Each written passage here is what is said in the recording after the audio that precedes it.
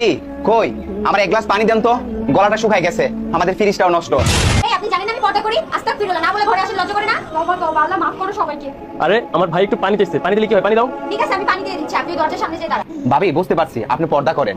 আমি তুমি বাজার করে আনো। ওকে তাহলে তুমি থাকো, আমি গেলাম। হ্যাঁ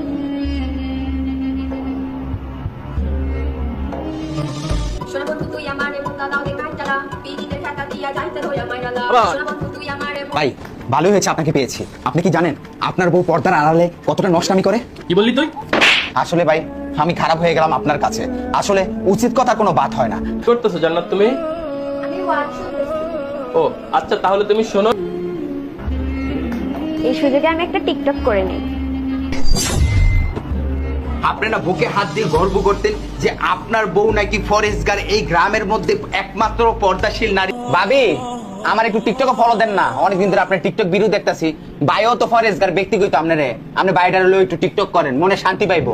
এই আপনার বউ পর্দাশীল, এই যে আসল রূপ ধরা পড়েছে। আউযুবিল্লাহ আস্তাগফিরুল্লাহ, এসব কি বলতেছেন আপনি? আর নাটক করতে হবে না তোমার। আমি এখানে দাঁড়িয়ে সবকিছু দেখছি তোমার একটু। ছোট্ট একটা রিকোয়েস্ট করি, তুই খালি কষ্ট করে 5 মিনিটের লেগে আয়া পর ভাই। 5টা মিনিটের লেগে তুই খালি একটু আয়া পর, তোরে মাইরা আমি ঘুমামু ভাই, আমার ঘুম হয় না।